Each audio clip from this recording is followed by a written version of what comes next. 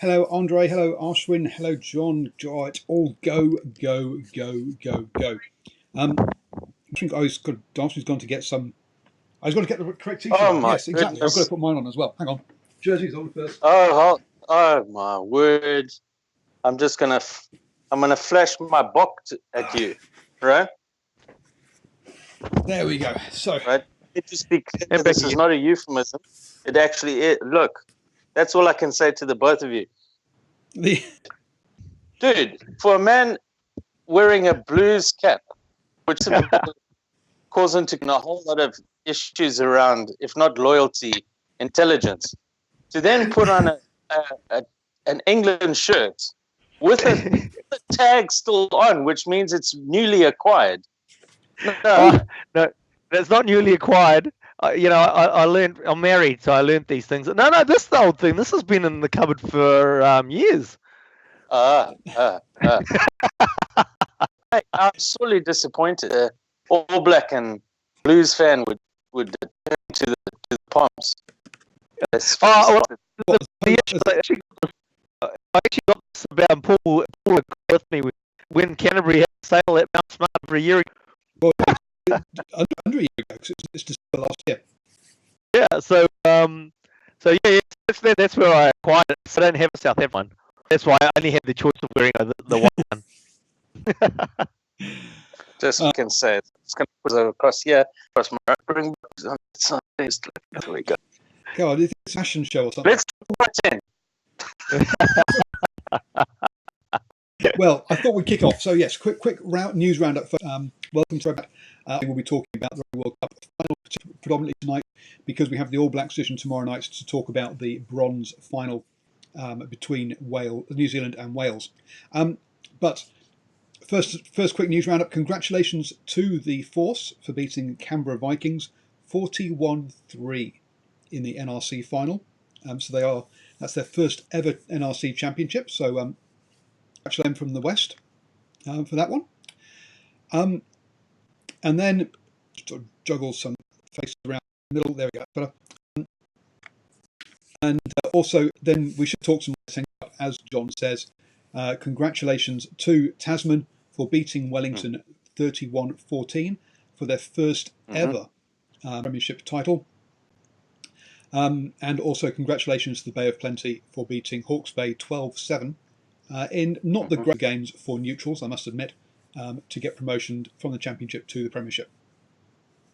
Well, let's be honest, we were there, Paul, and we were chatting to Jeff Wilson on the field afterwards, and all you could hear on his comment on the game was how terrible it was, Now, I know he's a winger and a fullback, but he just went, oh, man, that's so terrible, so terrible. So a little bit like the Buck England game, but at least the Buck Welsh game. Yeah. It said unless you had some dog in the fight, it was a bit tough to watch. Absolutely, yeah. Ollie, which game were you at? In the live chat there. So Ollie Brown was in Perth for the NRC game. Solid crowd. Yeah, and I think it's good to see the Force pick up that one. But yeah, as you say, in Rotorua Friday night, it was a bit of a tough watch. Tunnels are like that, as we found out at the weekend, as you say, with the Wales South Africa game as well. Gallagher Premiership, just to remind you that that's going on. And last week I told you how it was Bristol, Worcester and London Irish with the top three. They've dropped now to 4th, 8th and 10th.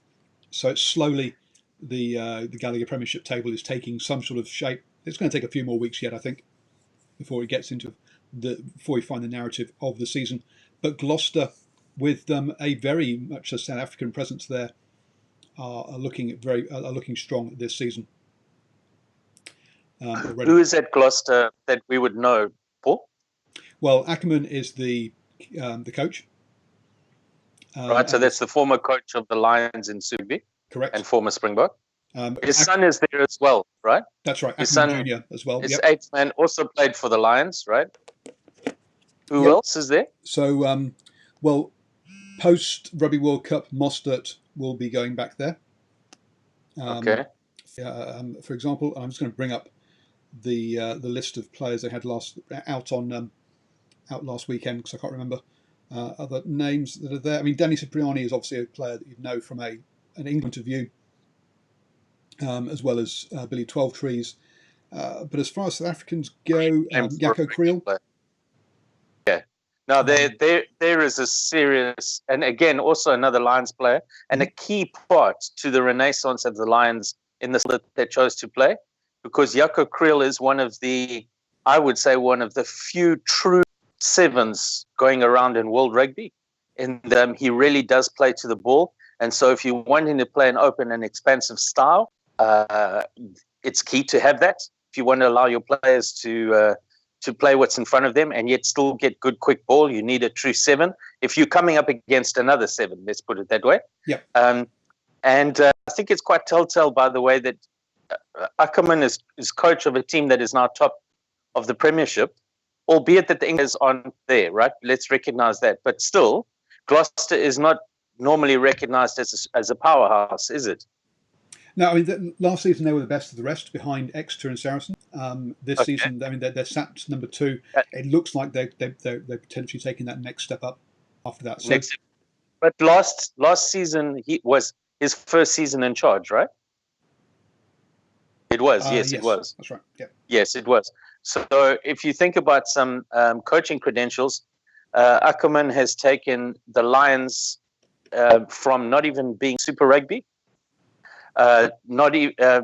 getting through a qualification game that they scraped through by the hair on their chinny chin chin, and then taking them to 3 consecutive Super Rugby finals from nowhere. And now he's taken Gloucester to, in his first season, the best of the rest, and now top of the table. So that's, just to give some, second level. And the important thing is, look, I haven't seen how Gloucester are playing, because basically I need to be paid to watch Northern Hemisphere rugby. But at this one point is we're going for free. Don't wait me, you pommy English white jersey wearing whatever. Let me just finish the thought.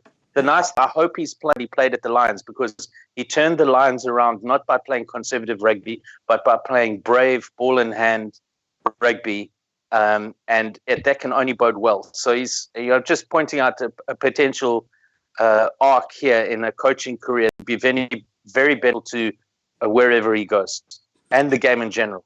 No, absolutely. And we're going to have to sit you down and make you watch Six Nations, so you're actually educated about what Northern Hemisphere rugby is like nowadays, come the New Year's. But with players like Joe, you'll have to bring not just beer, mate. It'll have to be more than just beer. Right, then you'll have to bring over, give me watch Six Nations rugby. So reckons Ackerman for All Blacks coach. I think that's set. But yes, I can't see New Zealand going for a non-Kiwi coach. Just a little bit. No. No.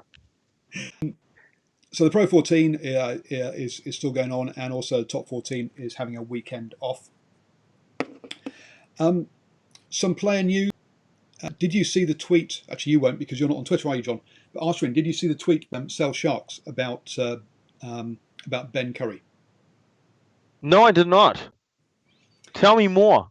So if we get 200 retweets, I think it was, they would fly Ben Curry out to Japan to watch his twin brother Tom Curry play in the Rugby World Cup final, and they would give him the weekend off from Premiership action. Awesome. So they got 200 tweets. They got 200 retweets within about 5 minutes. Yes. Yeah.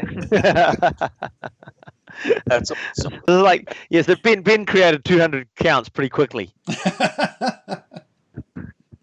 So what position does Ben play? Flanker. Also. Yes. Also open rider. Yeah. Well, I think he can sort of play 7 or 6. And do they play in the same team? They do play in the same team, yes. Okay, so it's a bit like the Dupree twins for the Sharks and the Springboks. Right. Yes.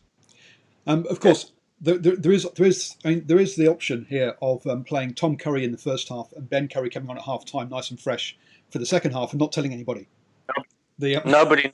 Yes. Nobody would know. That's right. Nobody would know.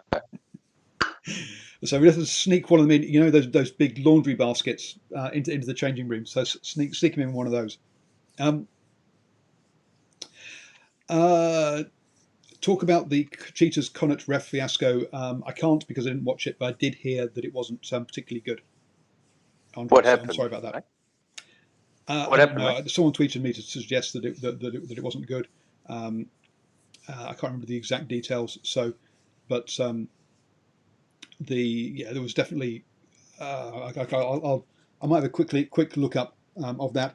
Have you also heard the news about what's happening where Sonny Bill Williams is going? Ashwin, looks like you do know. Yeah. Saw that. I mean, so that's going to some sort of rugby league competition that's happening in Canada, which will then tie into the Super League. Oh, is it? No, it's not. It's part of the MLR, is it? But it's a Canadian, the 9 mil, isn't it? Yeah. Okay, so it's a what's the Canadian competition? team, but they don't play in the Canadian competition. They play in the English competition. Right. A bit like. But it's a rugby team or league team? So I thought it was a league team. Oh, it's a league team, yes. Yeah. So they play in the Super League then. That's right. So a bit Right. like if you're from New Zealand, a bit like the Warriors rugby league team play in the NRL. The Toronto team will be playing in the Super League over in England. Yeah. So that was sort of the first time around. I think I sort of said that they're playing as a rugby league team that's playing in the UK the Super League competition. So the 9 mil seems a bit over the odds for me, but hey, they always throw that sort of number around, but they never say, well, 9 mil over 9 years, 9 mil over 1 year. But that's the thing, right? You always get the big number, but it's just like, when Dan Carter went to when racing and the like, he's getting whatever it was, and it was, oh wow, and then it transpired it was over 3 years. So it was still a big number, don't get me wrong, but it wasn't the big number that everybody thought initially. So $9 million. As somebody in the old chat room, Thelmus, I've probably said his name wrong. I'd sort of say that'd be a big investment. And whether the return on investment is there is debatable. Well, yeah, and they're sort of looking at signing a David Beckham-like player in the way that David Beckham went over to Major League Soccer. So, yeah, look, I have huge respect for Sonny Bill Williams. I hold him in very high regard. I think that he has been transformational to rugby as an individual player in a way that no other player has been since Jonah Lomu. And what he's done has possibly been an even larger, in fact, I do think it's a larger impact than Jonah, because Jonah was terrific. Jonah had a huge impact on the popularity of the sport, but very few people can do what Jonah did. That's what made him unique. But what Sonny Bill has done is inspired a legion of rugby players, a generation of rugby players, to believe in their ability to pass the ball in the tackle. And we saw that, we pointed it out in the quarterfinal game, in the last round of the pool games, where the Scotland tight five created a try by offloading in the tackle. And let me tell you, prior to Sonny Bill Williams, you would not have seen that, right? He still remains, in my opinion, the person who best offloads in the world, simply because I don't think there's anybody else who can hold the ball in one hand and be smashed and not lose it and still release it gently and to a person next to them.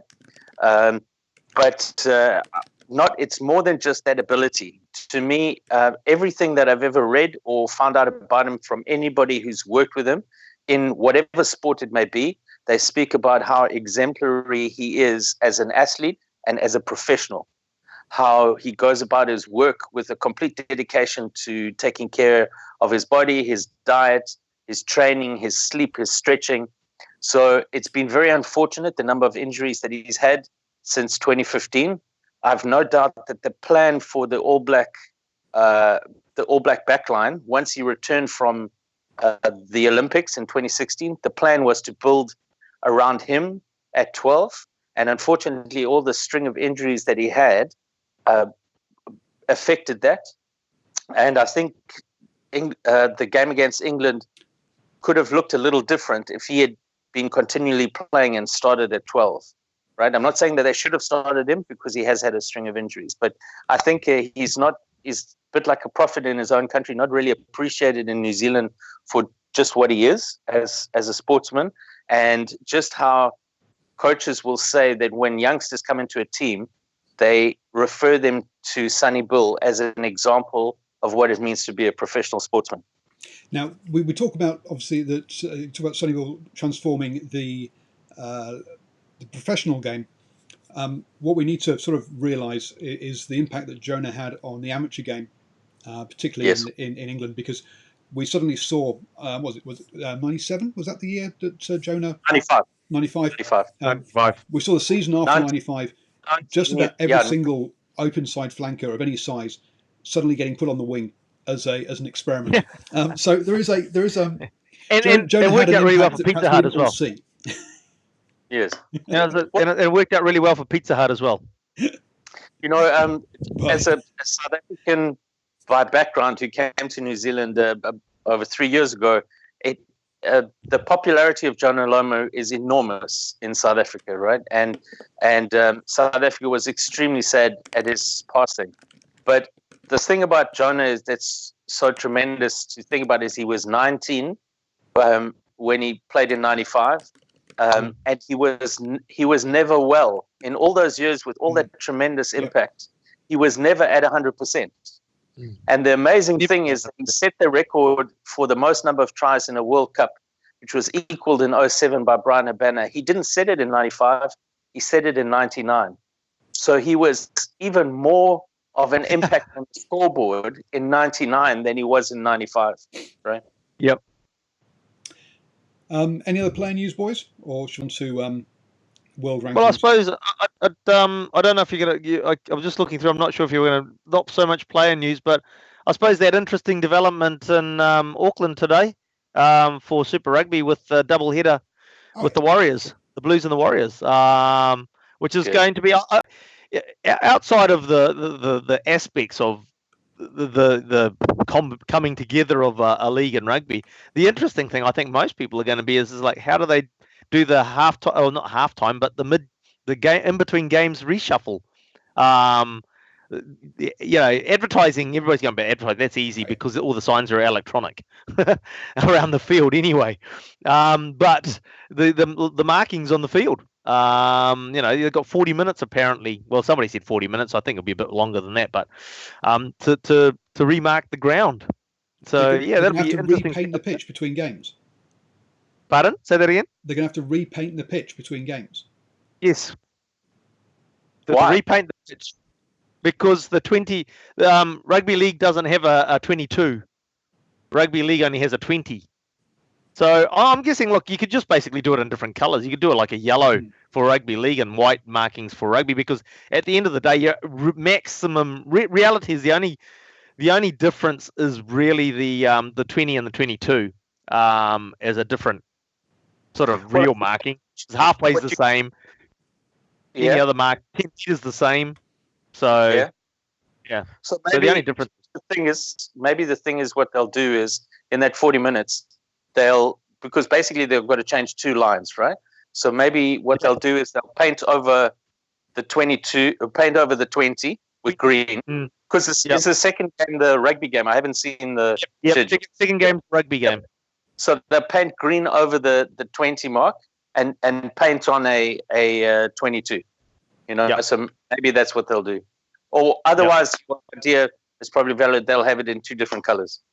Yeah. So that's the two options. And then they don't. I mean, like in terms of the in-goal area, generally rugby league in-goal areas are smaller than rugby in-goal areas. But I don't think that's a train wreck, so to speak. It can give a different dynamic to the rugby league game if they have a bigger in-goal area, which it has done in the past when they've done that.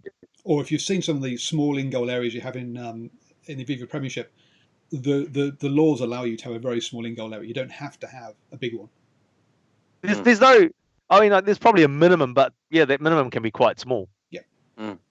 Anyone who's watched Half at the Wreck will understand what I mean by a small in-goal.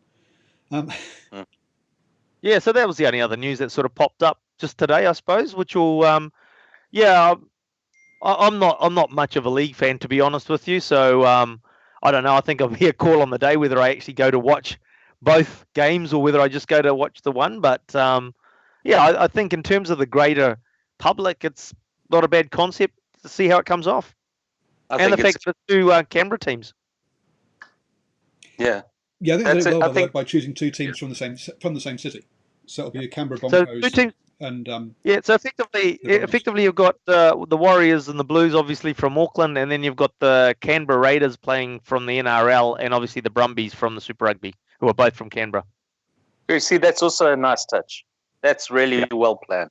Really, that's well planned. Because it means that Canberra Raiders fans that are in Auckland, right, that they can then stay and watch the Brumbies, and Brumbies fans that are here could see the Canberra Raiders. It also makes sense that if what is the date, by the way? Is it still in good weather time? It's pretty early. I think it's March off the top of my head. So there we go for big fans who of those teams in Australia. It makes sense as an enticement to come for a visit to New Zealand. That's really well done. Kudos to that planning. Yeah, March the 21st. Yeah, Saturday, March the 21st. Tell in the summer. Yeah, that's good thinking. Good on them. No. Yeah, March will effectively. Normally, that's when Super Rugby's kicking off. Well, not this time. So that's a bit of an exaggeration, but you know what I mean. I mean, it's starting off ridiculously early next year, isn't it? Well, that apparently is round 8. Yeah. Wow. So, round 8. So as Andre says, there's a good chance that the Blues will be out of contention by then, and people will just go home after the league game anyway. Don't be Andre. Don't be Andre. I need to be Andre. I'll take the jersey off, Paul. It can come off, it's not glued on. Whoa, that is a shot. Whoa. Look, I'm a Blues fan too, okay? I just have low expectations of my team. I'm just realistic. Well, absolutely. Can we move on to the matter at hand? Yes, World Rugby rankings.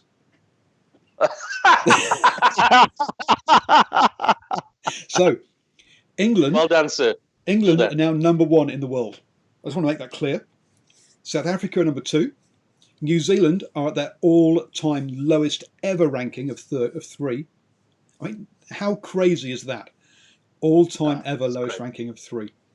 Well, first of all, kudos to New Zealand. But I was having a chat to my housemate here who is a passionate All Black and Chiefs fan. And I was saying to him, it's ridiculous. There's no ways that New Zealand is the 3rd best team. They may have got a good lesson taught to them on the weekend, but they are, if somebody wins the World Cup final, okay, maybe they climb to 1. But there's no ways that New Zealand is 3 in the world, And, I feel sorry for England. No, I don't, actually. I wrote I want that. The next time... take that back. I want that back. The next time England plays the All Blacks, it's not going to be pretty, right? But look, yeah, we saw that against Ireland. Clearly, I mean, New Zealand came out with a wanting to make a statement against Ireland, and boy, did they! But I think you'll go over this obviously tomorrow and more in depth and the like. But at the end of the day, when you've got Angus Talvo coming off as your props off the subs bench, you're not in a strong position. I'm not saying he's a bad player, but the strength and depth that we had, particularly in the last 2 World Cups in positions, wasn't there, and that's pretty obvious. There's been a lot of comment in New Zealand about how well we've taken it. It's just like, I suppose when you get beaten well and, controversy gets taken out of it. There were a couple of very minor controversial moments, but you just had the feeling that they wouldn't have changed the game anyway. As I put in a tweet, we were England gave us our try as well. So I mean, if they didn't give us the try, we wouldn't have scored any points. So I think everybody was actually quite sort of understood. Well, that the caliber of the team basically was displayed. and the other team was a lot better. It wasn't the fact that we didn't win the game or we didn't play well. We didn't play well because that's as well as we could have played. The other team was better. And just to wrap up the world rankings, then the biggest gain in the world rankings is Bulgaria, who have climbed to 74th from 82nd. And the Thanks biggest, for that. These are details people need to know. And the biggest drop has been Bosnia and Herzegovina, who have dropped from 73 down at 82. 9 places, folks. That's a massive drop for Bosnia and Herzegovina. Yep. What did Bosnia do? But it has a ring of the Southern Hemisphere teams that kept dropping while the Northern Hemisphere teams were playing their warm-up games before the World Cup. I think these two have played each other. How many games has Bosnia and Herzegovina had, during the World Cup? And therefore, has it side of their ranking? Just for our listeners, Bosnia and Herzegovina, it's not two different teams. Same team. Yes. There we go. That wraps up the Rugby World Rankings. So we'll get on to the news in hand in a second. But very quickly, last Friday there was a Sanzar meeting about Japan. I've not heard any news. Well, as soon as we get or hear any news or any rumours, I will let folks know. So, John, what is the business at hand? Excuse me. I just have to hold on. Customer, please hold. Customer, not songs. Oh, dear. Oh, hold on. All right, brace yourselves. Wait. Okay, are we ready? 3. Yes, we're ready. 2, 1. Whaley, we got pumped by the jolly blooming bombs.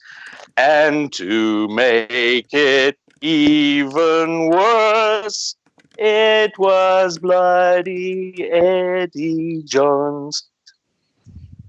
There we go. Oh, is it encore? No, encore. I think he's done. I think it's interesting you mentioned about. I think that was the only thing. Was just like as annoying that it was just it didn't have a chance to sort of to put a lid on Eddie Jones. That was the only thing. And it's quite interesting. The Diggy came out and had a go at Warren Gatland today. It's if you're an All Blacks fan or an All Blacks coach that had said that, you would have been called arrogance and all that sort of comments like that. Oh, don't worry. There's been plenty of arrogance comments towards England. But what is it that he said today? Well, so Warren Gatland was asked about the final, and he said, sometimes it's going to be an interesting game. Sometimes the teams have their final in the semi-final. Maybe that's happened to England. So someone basically said to Eddie, was like, Gatland has said that England had their final in the semi-final. It's like, no, that's not what he actually said. But anyway, that's what was quoted to Eddie in the press conference. So Eddie said, yes, well, fine, yeah, just I'm sure he's happy. Just let him know that he can enjoy the 3rd, 4th playoff. Typical Ed. Yeah. So it's like, yes. It depends on who says it as to whether you get away with it. It was all a bit of a storm. It's all storm in a teacup, and I'm sure they'll know that. I mean, what Eddie should have said, in all honesty, is, look, I'm sure you're paraphrasing and misquoting him. We're up for the final, no worries. Mate. Actually, all he needed to say was just like, Warren's probably right, and it's something that we're aware of, and we need to make sure that we got up last week. That's all fish and chip paper. We need to do it again, otherwise it counts for nothing. And there's enough cliches to carry on. It might happen. No.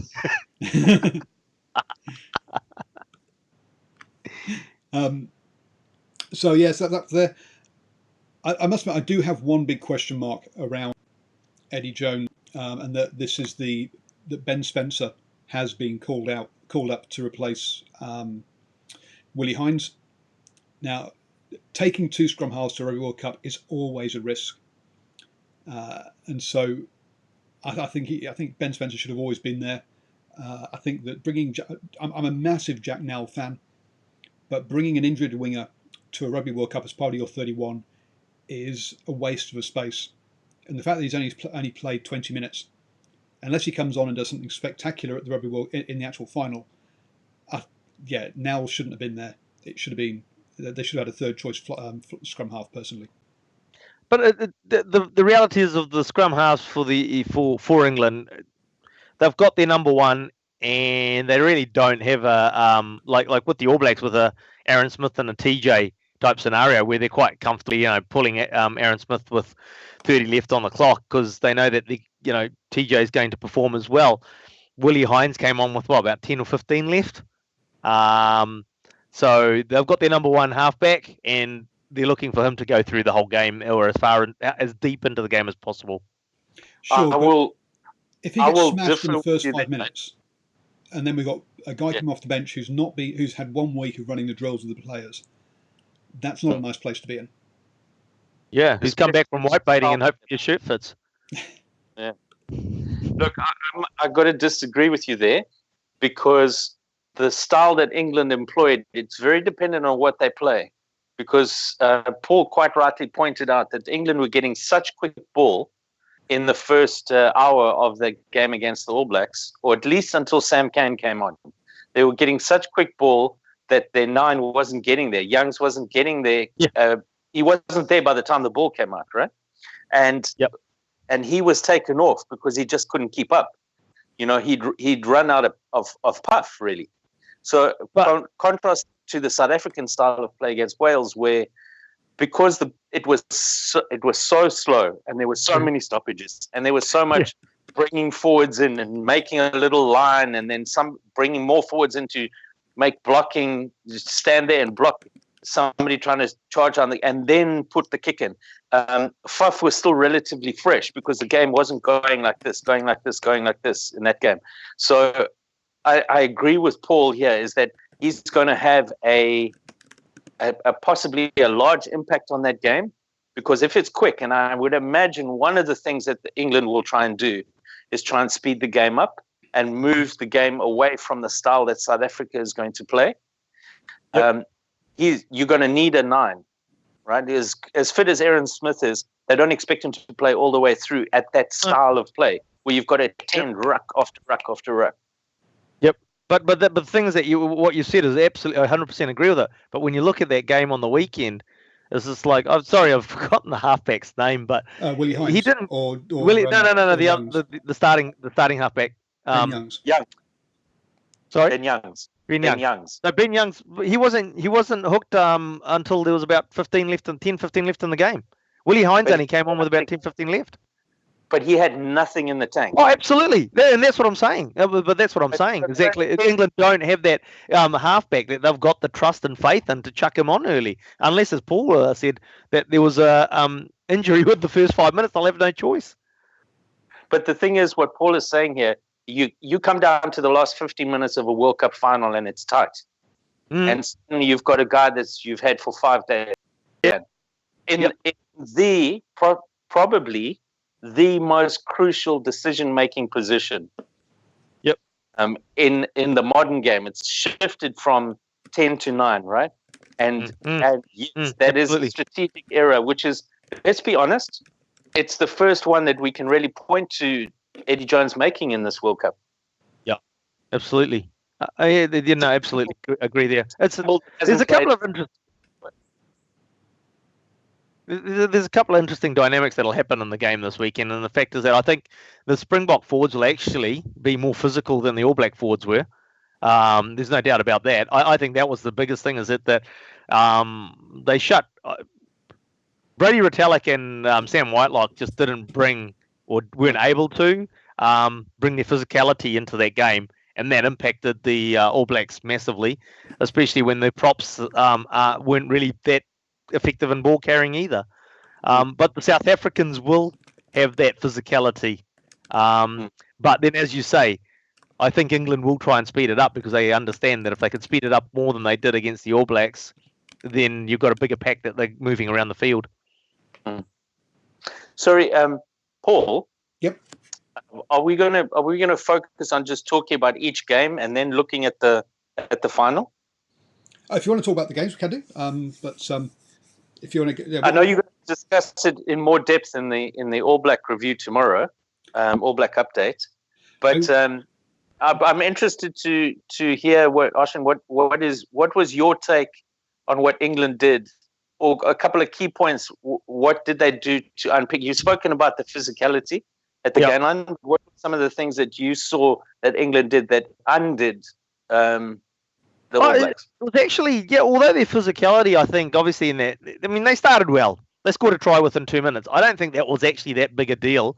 It was it was their tactical play at the end of the day. Yes, the physicality and smashing them the All Blacks defensively was obviously a big thing, but it was the way that basically Farrell and Ford were able to pin them down inside the 22. And for some reason, my opinion was like the All Blacks shouldn't have been kicking for touch. They should have just been kicking it as deep as they possibly could, and then seen what England had to bring it back. Because after a while, it was pretty evident there was no point just kicking it out, playing safe, because they weren't getting anywhere. They weren't getting out of their own half. So at times the All Blacks had the ball, but they weren't able to do anything. They're deep in their own half, and they weren't getting, and then the defensive pattern came into it. So I actually think it was the tactical kicking that was the issue. Is the fact is that they didn't adjust their tactical kicking, and they just allowed the Farrell and Ford to dictate field position. But I mean that was also part of that's what the as you say, they didn't adapt, because initially the plan was clearly kick it out, because we've got Barrett on the field, as well as we've got 4 jumpers on the field. We've got a very good chance of stealing line out ball, and then basically going again. Yep. But that didn't happen. Didn't happen. They never stole any line out ball. Yeah. Oh, well, they stole one line out ball, but it wasn't really stolen. It was just overthrown, and a try came from it. Well, yeah. There was one other that Retallick got up to, but I think it's exactly what you say, Paul, is that the plan was kick it out because we've got 4 tall pieces of timber and we'll compete against them. And to England's great credit, and again, very clever coaching. And unfortunately, we got to point to John Mitchell in charge of the forwards there. No, he's not in charge of the forwards. No, John Mitchell's in charge of defence. Yes. So actually, it's the ex-England captain. Yes. That guy. He'll come. Yes. Don't think about it. He'll come to you. He was known as being an absolute line-out nerd as a player. Right. Steve Borthwick. Okay, so Steve Borthwick. He did. Yep. Yeah, Borthwick. What he did is, even though they had all these extra people to attack their line-out, the English line-out throw, there was movement, there was change, there was shifting, and they basically ruled the line-out except for that overthrow and one steal that was knocked back. So I think you hit the nail on the head there, Paul. They thought they could kick it out and then compete on that ball, and it didn't work, and they didn't change. What's that? It didn't work, and then they didn't change. They kept on thinking, we must be able to do it. We must be able to do it. Yeah. Surely they can't keep on coming up with variations that we won't be able to work out. And to their credit, 2 versus 4 potential jumpers, they did it. And in fact, I thought they disrupted New Zealand ball at the line-out tremendously. 100%. They did. Or even if they didn't manage to win the ball, they upset the setup enough to sort of like when they were going to, let's say, set up for a driving maul, it became a bit messy, and so they couldn't set it up effectively. Or if they were doing a move off the line out, it was again, it got messy, and they couldn't execute it. So they basically got their people in the right places, and I mean, somebody's Moanga needed to again. The defensive line was basically smothering, so he needed to take the ball forward himself. He didn't do that. He basically just kept shoveling it out. He tried to towards the end, but you're right. It was late in the piece. What will be interesting on Saturday is that, and this was an amazing stat that I heard in the South African game, that on Saturday against Wales, South Africa lost their first line-out in the tournament. Wow. Right? Yep. Yeah, so you think about 3 pool games, quarterfinal, semifinal. In 5 games, they've lost 1 line-out.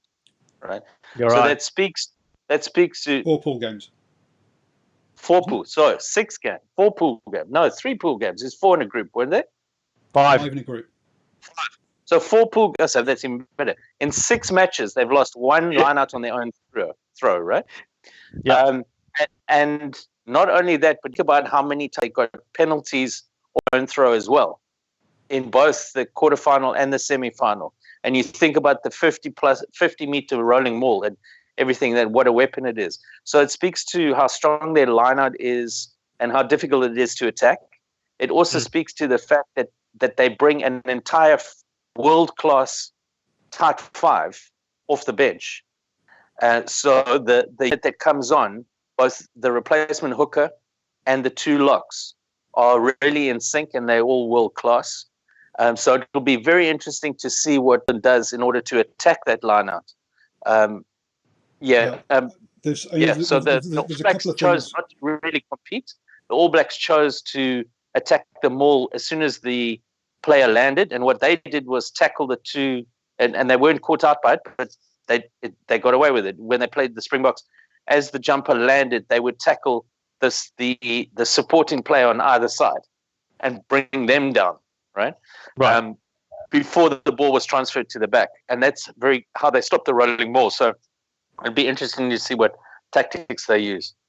I mean, there's a couple of things. Getting back to the All Blacks, your thoughts, Paul, on the All Blacks? I mean, the other point about the All Blacks was that England just didn't, in the first half, didn't kick the ball back to the All Blacks, so they just starved them of possession. In the second half, they tried to shut the game down more, and were kicked more. But in the first half, they just starved the All Blacks of possession and said, "Look, if you don't get the ball, you can't score." And because they were getting over the gain line, they would slowly make their way upfield. Yep, but to achieve that, they had to have a high accuracy, which they did.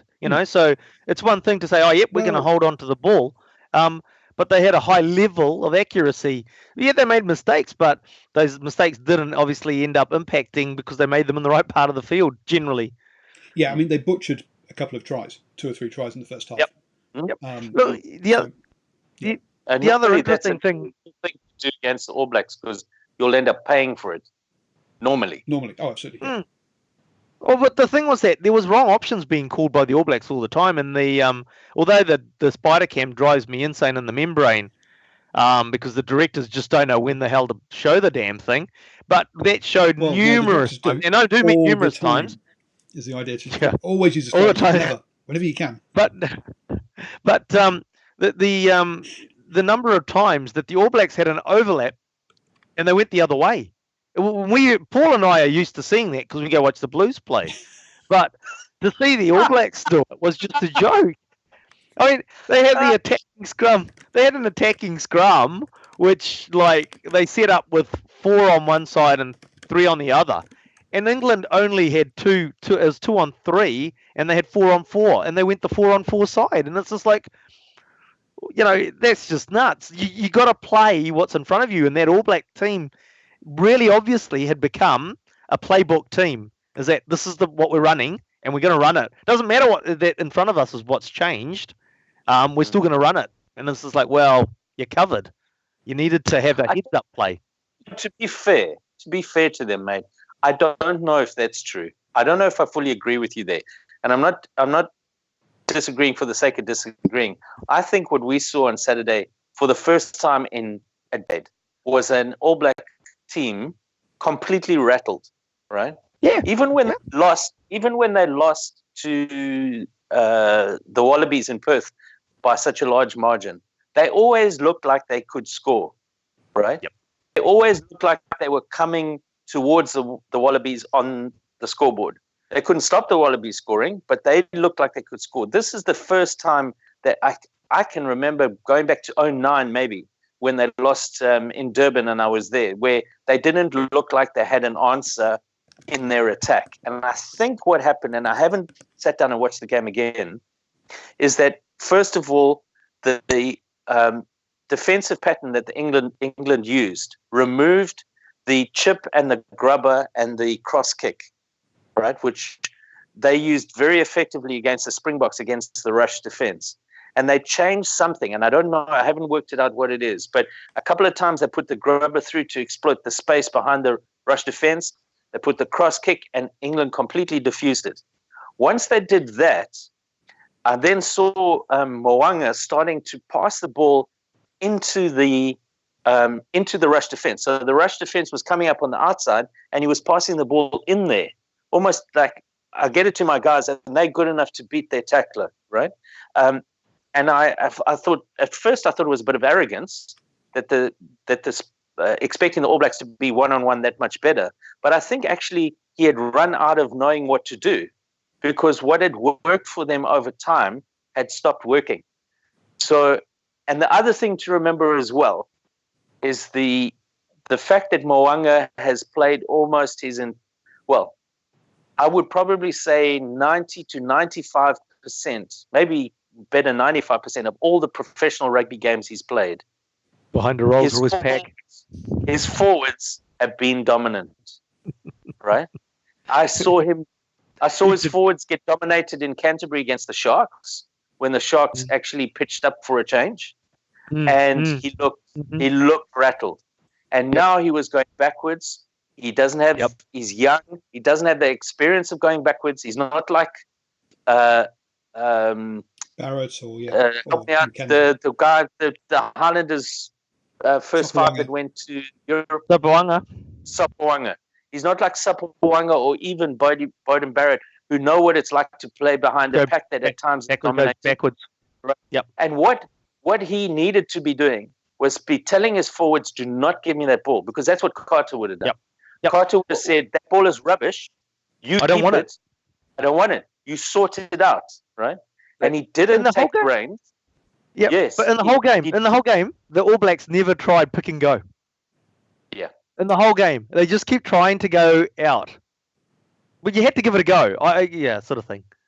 So that's I think we need to have a quick chat about the Wales versus South Africa. Hold on. It's a wardrobe change again. Oh, we've got another song. Okay. Customer, please hold. No, don't get naked. It's not that kind of show. Right. This is the best that I could. Right. This is the best. It's red long johns. The problem that I have is I can't hold "Land of Our Fathers," the tune, in my head. It keeps on morphing into "Flower of Scotland." So, Paul, can you hum the start of the "Land of Our Fathers"? Not very well. Okay. You hum it, lad. I'll play it. Go on, Alston, play it. I don't know. No, YouTube it. Anyway, let me just bring it up on YouTube for you. Hold on. So, what we are going to talk about, Scotland. Hang on, no. What we are going to be talking about in a quick second is about the confrontation that we had in that game, and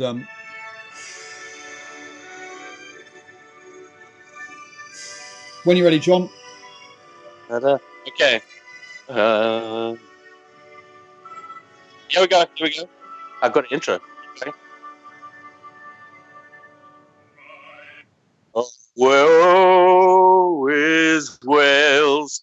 Oh, woe is us. Once more a semi has turned to dust. Oh, when can we ever make a final as we wave goodbye to the New Zealand Guru? So I still battle it. Still morph into Flower of Scotland. Still, but hey, we started somewhere there. Right then. Some comments in the chat there saying basically Wales versus South Africa was who blinks first. But to be fair, I think it was a bit more that basically South Africa got in the lead and just kept there, really, more than anything else. We've heard Razzie come out and say, look, once you've got a style, that's how we're going to play. So, John, same again next weekend, do you think? Look, I think it's really, really important here for us to recognize that where South Africa was 2 seasons ago. South Africa was at the end of 57-0 in New Zealand. South Africa was nowhere. If you'd said to South African fans, you'll make a World Cup final, they would have bitten your arm off to get that, right? So I don't believe the South African game plan is maintainable over the long term if you want to be world number one. You won't win long term against All Blacks like that, right? It also is predicated on the fact that South Africa at the moment doesn't just have a good Springbok pack.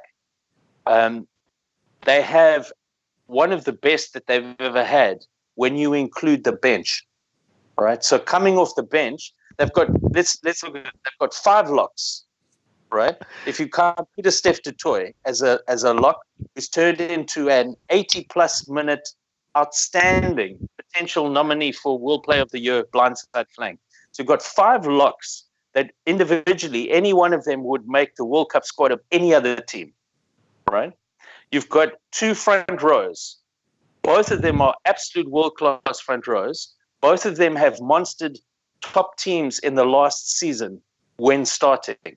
So that the starting front 3 against the Wallabies was completely revised against the All Blacks, and both times they were dominant, right? In 2 so there's not many teams in the history of rugby that have been able to say that they can bring that off the bench, and they can bring Francois Lowe with 50-plus caps and an outstanding turnover specialist who can play both 8 and open side.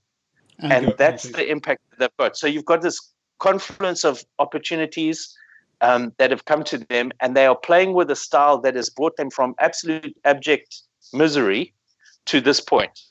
So it's highly unlikely that they're going to move away from it because that's what's got them there. My absolute hope is that going forward after this World Cup final, that they appoint somebody that will take them to the next phase, because the plan is not for Rassie Erasmus to stay as coach. It's for him to return to his original position, which is where he was as director of rugby for South Africa. And my hope is they find somebody innovative. I would love it if they got somebody like Jamie Joseph and that crowd. But whatever it is, they'll move. But to answer your question, they will stay with what they have and what has worked for them. The big difference, though, that the South African team has is they've got 2 killer wings, right? They really are deadly. Even Spoon Corsi, who replaced Colby, has 11 tries, including Saturday, 11 tries in 10 tests, right? So they've got strike wings. And the difference that they have is they can chase again, which is Wales never looked like they could really chase. They were very brave, but they didn't look like they could chase, right? So, or they didn't have the intent to chase. Anyway, so there's my thoughts. What's really interesting, what is England going to do? Right. Come on. So to sum it up, the Boxer game plan is going to be kick deep, try and defend try and have an attacking defence that pushes you back, yes, that makes you give loose kicks back to them, that then they can strike with their wingers on. That's effectively the game plan in summary, right? Yeah. And the reason they believe they can do that is because they can replace that front 5 with, as you say, they will have a 6-2 bench, and they will replace the front 5 and Low and with guys who would be happy. They'd be happy to start with, so there's no drop off in the quality of that of that pack whatsoever. And also, what makes it possible is Francois Steyn can cover so many positions. Mm-hmm. Francois Steyn can cover. He's not quick enough really to do wing anymore, although he started test matches for South Africa on the wing. But he can cover 12, 13, 10, 15. Pollard can move to 12 at a push, 13. Colby, if he's on that, can go to 15. All of these things have happened at the same time that have allowed this game plan to evolve. Yep, right. Now, England we've seen have started either Ford, Farrell, or Farrell to Alangi with Slade at 13. So they've shown they have different starting makeups. I think one of the things that they're going to fight that the Springboks are going to come against with England is a couple of things. One is England have had to play one less game, so they're not as knackered. Two, they've got a 7-day turnaround, not a 6-day turnaround, so they're not as knackered. So from a conditioning point of view, they're going to be fresher coming into this game. They also have their replacement front row has got 2 British and Irish Lions, plus a young upcoming hooker. So again, the quality coming off the bench, and also the lock is also a British and Irish Lion as well. So the quality off the bench also is very similar to what they start with. So you're not going to see a big drop off. I wouldn't be surprised. Sorry? No, I don't. I think that the difference between their starting props and their bench props was actually quite big. I think that was one of the mistakes that the All Blacks actually made, is that if they'd remained a bit more composed, they could have put pressure on the England when the props went on. If you had a look, Sinclair and Marla stayed on the pitch a lot longer than they had in the previous games. Sinclair and Vunipola. Vunipola. Sorry, yeah. They stayed deeper into the game because the strength isn't there in the props. I agree with you in the back and around the rest of the forward pack, but I actually think that's somewhere where the South Africans will be able to target them. Is that once Sinclair and Vunipola go off, is that I think there could be a bit of a chink there. I think what you lose is mobility. Yep. So they're not as mobile. But from a scrummaging point of view, they're going to hold up fine. From a set piece, they'll hold it together. Yeah, but you're just nullifying each other, and so therefore that's where you're looking at where you're missing out, and that's where you're right, is around the field, because they're an old style. And you saw that with the All Blacks at the end of the day. I mean, like with I was going to say Franks Moody and Laulala, they really didn't. They didn't, Laulala's supposed to be a ball carrying prop, but didn't have that impact. And so I sort of think that's the thing that I have. But you're right. You can bring a Courtney Laws and the likes off the bench. That's pretty good talent to bring off the bench as well. So what I would like to see is that I would like Eddie Jones to also go to the 6-2 bench and either have Ludlam as an extra Lucy, or have Joe Launchbury and replace both, so that he can replace both locks. Probably with Joe Launchbury, actually, because you can always move either Courtney Laws or Itoje to 6 if you want to keep them on for the full 80. So again, I would do that. And Launchbury is another player who people said should have been on the Lions tour. So he's also quality as well. So I would like to see that to basically match the fact that you're going to replace the full front 5 by South Africa. I would start Farrell, Tuolangi, and Slade, and have Ford on the bench as the only back. Now he only covers 10, but Farrell can move. Farrell anywhere to 12, and then Slade can quite happily move to full back, and so it can all shuffle round. There's enough variety on the pitch rather than actually on the bench. You can do that. So. Yeah, one thing you alluded to there, Paul, in terms of recovery and the like. One of the other benefits is that you've got Curry and the other flanker Underhill. Yep, Underhill. Yep. Under something. They're young, right? And so they do have that extra stamina, and as they showed last week, they've got the ticker to play at that level. Yeah, it'll be that extra bit of nerves because it is the final, but effectively it was a final for everybody last week as well, right? So. And the fact is that they're very young, and so they're going to have that extra energy to be able to go deeper into the game as well. So that's how I think I would counter it. I think from a playing style point of view, I think you can afford to kick it to South Africa more than you can to New Zealand. So I think we might see a bit more force back from England, but not as much as Wales, because I think England, as you say, want to play at pace, want to try and run the South Africa off the park, which when you're going to replace 6 of the front row, 6 of the forwards, I can't see how you can run a team off the park at this level, to be honest. So it's hard. Yeah, so I can't. I don't think. John, you were alluding to the fact that they're kicking deep to pin them down and then put that defensive pressure on. But from the Wales South Africa game, with the amount of kicking, I actually thought both teams were kicking really poorly. So if South Africa kicks that inaccurately as they did against Wales, which Wales did back in return, they'll get punished. So they're going to have to be more accurate than they were with their kicking game against Wales. And conversely, you saw Ford and Farrell actually have a very accurate kicking game. Look, I think to understand the South African kicking game, that the ones that were inaccurate were the ones that landed inside the 22. I'm talking about the box kicks now, right? Yeah, sure. You'll see that Andre Pollard either passed the ball to Dalede to take it up, or took it up himself a lot more than you would expect. So it was really Faf de Klerk that's doing the kicking, and there were very few of his kicks that landed inside the Welsh 22. So from that perspective, he kept the ball where it was supposed to be. I read a very interesting article, and here I want to give some credit to where it's due.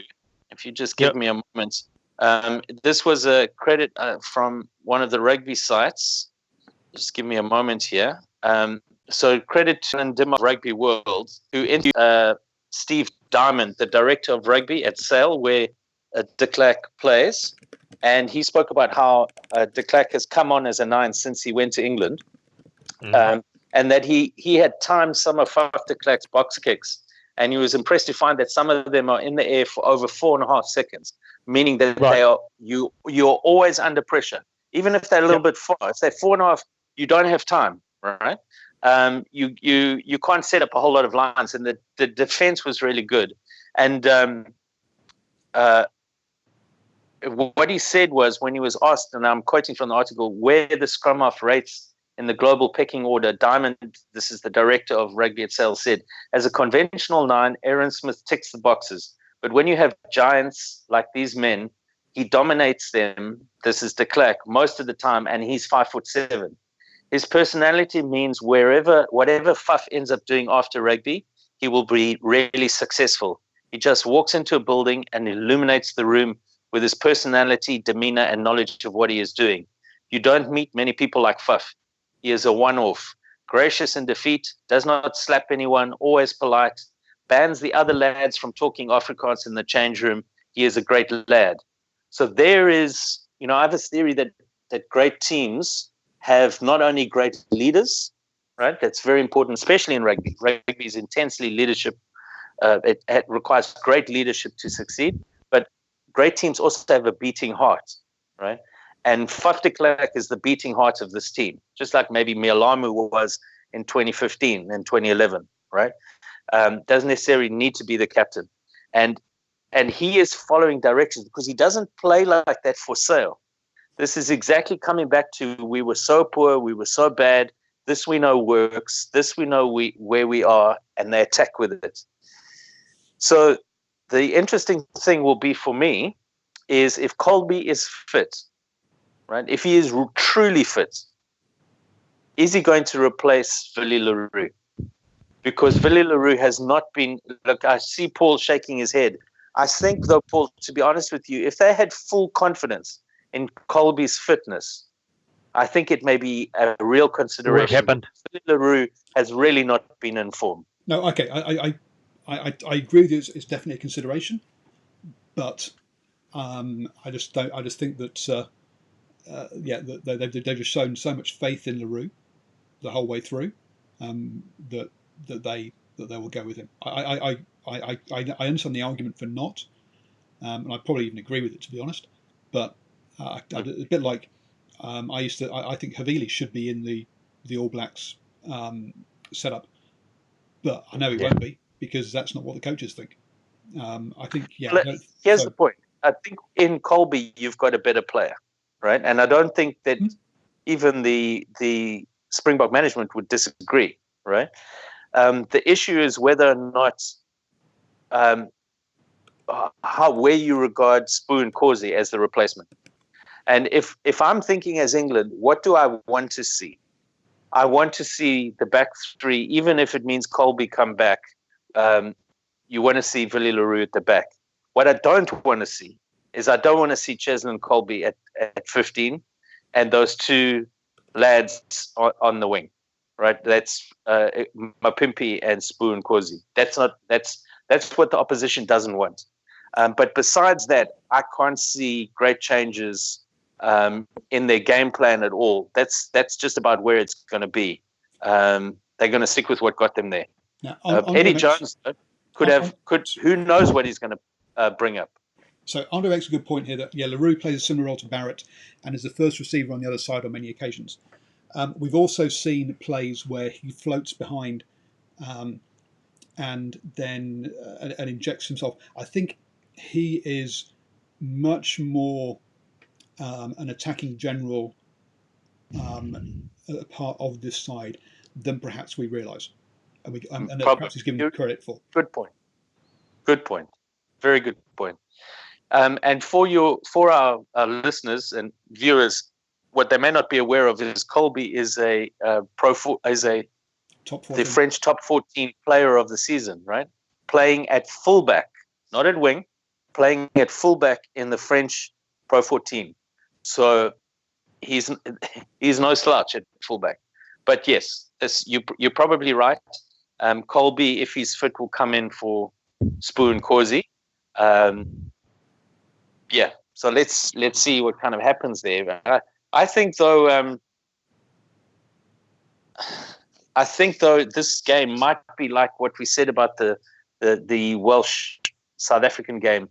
Whoever scores first is going to be vital, because Wales were always chasing. They were always chasing, and what South Africa will be intensely focused on is making sure that England don't get off to the kind of start they had against the All Blacks. There has been some interesting tweets out today, and one of them shows a list of games that England have played in the past, I think it's year and a half, 2 years, and in just about every single one they've won, they've scored in the first 20 minutes, generally in the first 10. No, okay. And in the games they've lost, they haven't, and it comes down to that. If they score first in the first 10 minutes, they normally win. Here's the other interesting fact: if they go on and win the final, they've beaten all the rugby championship teams. Yep. Which is a big ask. So South Africa not only should they South Africa should bring the rugby championship trophy and hand it over if they lose, because England will have won it. Wow. I'm just sorry. I'm just going to put back on my. I'm going to put my green on here because.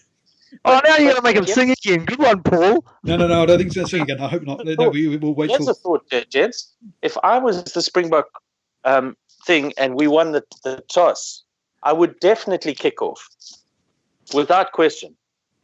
Get it deep, right? And I would kick off, and I would put pressure as they do. But I would, and if I was England, I would not do what Wales did and keep on kicking where Dwayne Vermeulen is. They just kept on kicking to his side of the field. And eventually he broke one of their players, carrying the ball from the kickoff. And it'll be interesting to see. My main concern about this is Eddie Jones mentioned they'd spent 2.5 years preparing for that semi-final. Now, does that mean that everything has been laid on the table and that's it? Or have they only got a week now to prepare for this? Or can they continue into this? That whole Gatland thing about that being their final, that's my big concern. We even saw at the kickoff something that I've never seen happen before. It probably does happen, but it's very, very rare, where the person who's holding the ball passed it or quickly jinked it to somebody else who kicked to the other side of the field than expected. So Ford gave it to Farrell, and Farrell kicked the other way. Everything to try and get the opposition off balance as early as possible with little things like that. Yeah. I'm not sure if there's anything left in the locker. That's my only concern. What are some of the things that you think we should look out for? Maybe one-on-ones or tactics or things to be aware of? Because remember, a lot of people watching this may be neutrals. They may be New Zealanders who hopefully are supporting their former, their great foe from the days when we actually did win. We're great a lot against the All Blacks. But they're watching as neutrals. What are some of the things that maybe the neutrals can look out for? Go on, Ashwin. Don't know. Yeah, I was going to say the number one thing is whether I don't think that England needs to play too different a game plan to they did last week, right? So it's going to be a case of whether they can imprint that same game plan again second week in a row. Because if they can, I don't think there's anybody they win the game. It's that simple. If they imprint the same game plan that they did last week, if they pin South Africa down in the corners and South Africa can't kick themselves out like the All Blacks couldn't, then we know. Look, the defence. We've seen the defence from England. It's tight. You know, even against Australia, although Australia scored a few points against them, it's tight. It's hard. So South Africa's not going to break 80 metres to go score a try.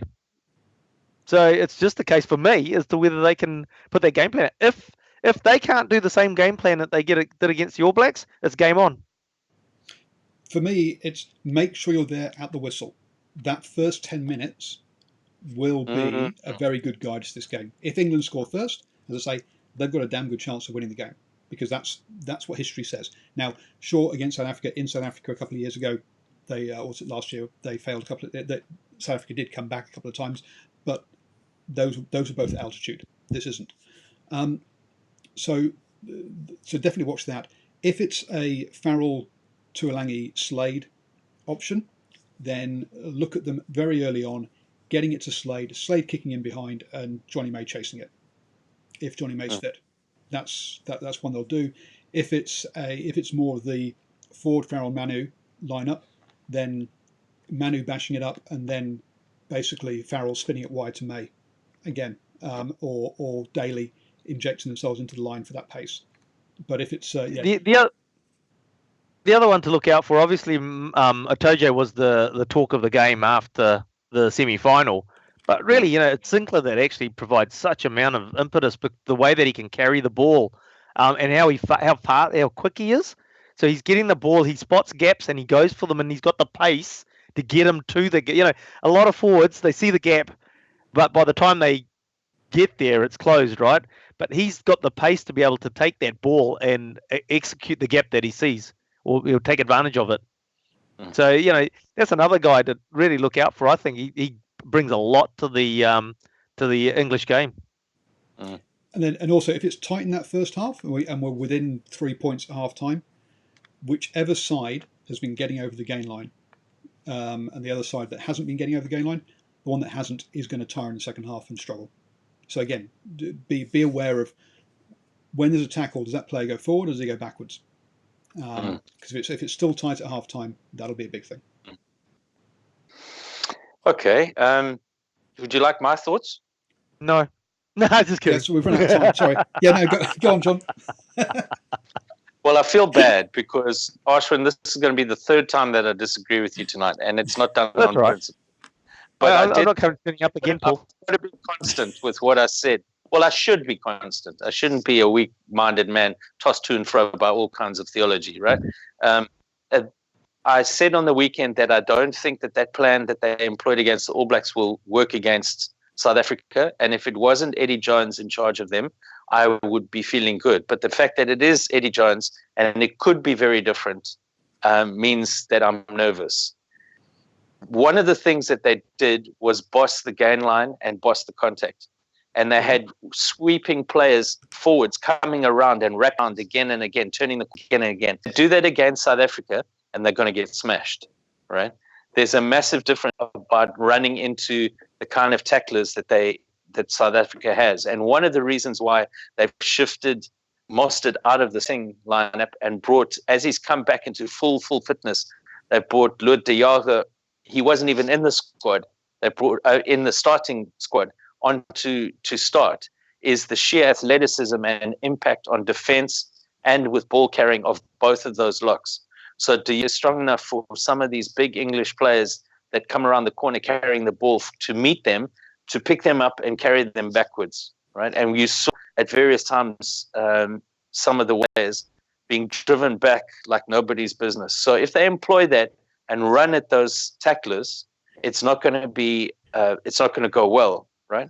So for me, that's going to be one of the things to look out for is when those forwards make contact in the ball carrying phases. When some of the big ball carriers, like Sinclair, who I was very impressed with, you're quite right, and that one with the scary face, that Vunipolo brother, who he's got a face more like at the end of his career than than He a looks rugby like he's player. got out after 20 years.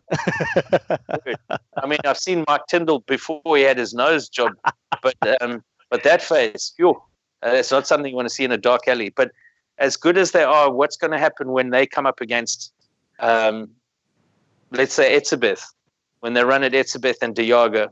And Diago is I see being placed in the first channel as a primary tackler because he's even more devastating than Etzebeth, right? So what will happen there? What will happen when Itoje does the same thing?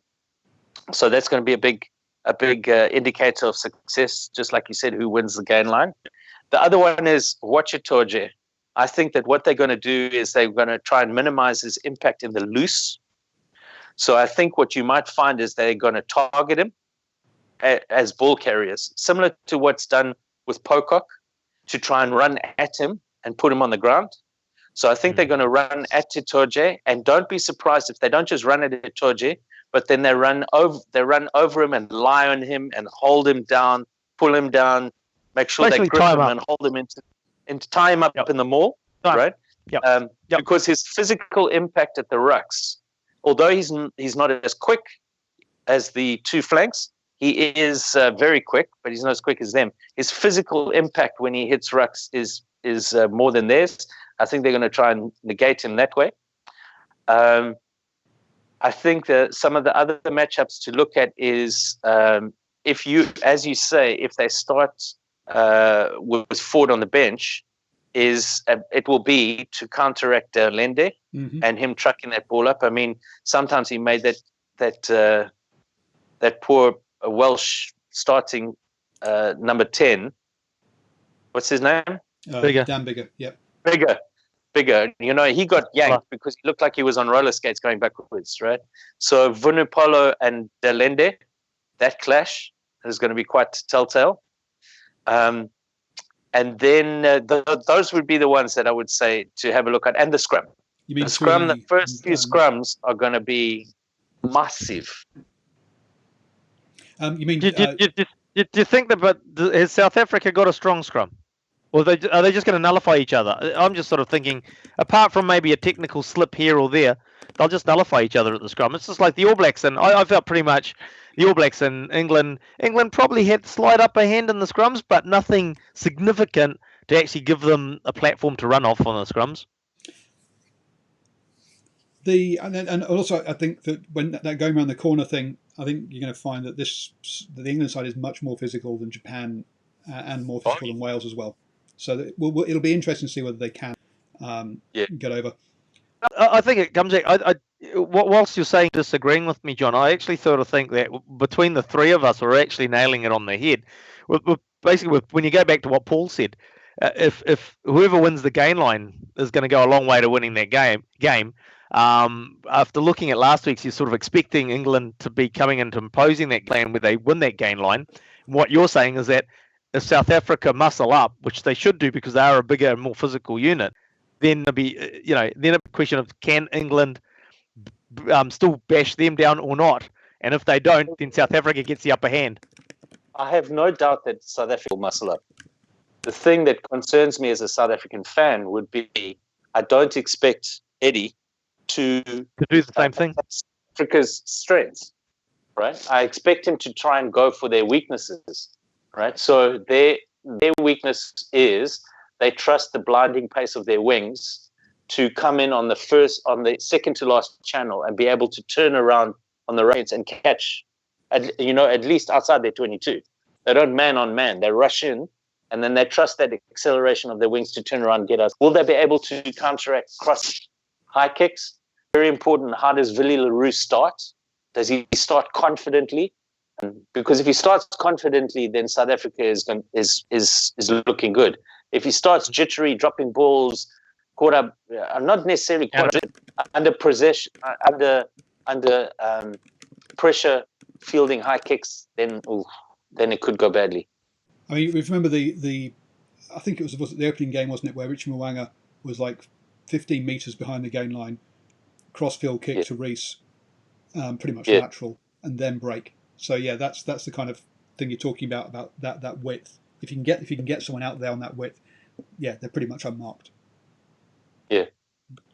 So just one last thing then, guys. I just want to point out that Jerome Garces will be the referee, with Roman Poit and Ben O'Keefe on the wings, and we have everybody's favourite TMO, Ben Skeen, as from New Zealand, as the TMO. What could possibly go wrong? I just, the world goes around saying how poor the officiating is, and yet they go and appoint a French official to the biggest game of the tournament, and it's just like, yeah, and Nigel doesn't even make it to either panel. Go figure. I thought he was excellent on the weekend. I thought Sorry, he was so that, Nigel, yeah. I thought he was excellent in that All Black game. Even though the All Blacks lost, I thought he was excellent. Oh, look, we've always said you're never going to get 100. No, but the players don't go about making a mistake, and the referees don't game without making a mistake. There are, but no, he absolutely did have a good game. To my mind, he is the best ref, and it doesn't make sense that they haven't appointed him as the blower in the final. The thing that concerns me is that with Nigel, we know the occasion will not be too big for him. He won't swallow his whistle because he's thrown. At times, he seemed to me to be the calmest person on the pitch. Yeah.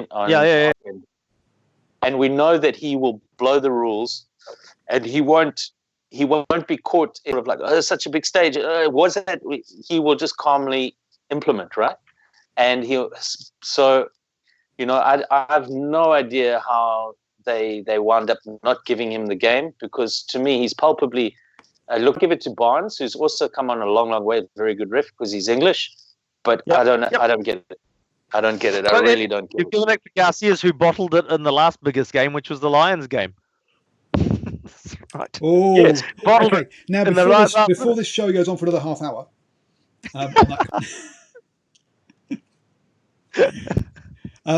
Okay, guys, we've overrun by significant amounts as usual, because it's been so much fun. Very quickly then, John, prediction for South Africa or England, and by how many?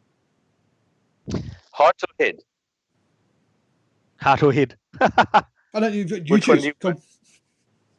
Go. Tell us who it is. My head says that Eddie Jones is different. Not that Rassie is not a great coach, but just that's the Jedi Master coach there. And my head kind of says that England by 5-7. My heart says South Africa jump out to a lead of 30. My heart says the South Africa jump out to a lead and put a beating onto the English that they haven't experienced, because I do firmly believe that is the best overall. I'm talking all bench included. That's the best pack in the tournament, right? And hopefully we see Cheslin Colby actually incandescent in that game. Okay. And they win by 9. So a very long-winded way there of 2 words or 3 words. Sitting on the fence. I'm going to go England by 7. Way of absolutely sitting on the fence. I've gone England by 7.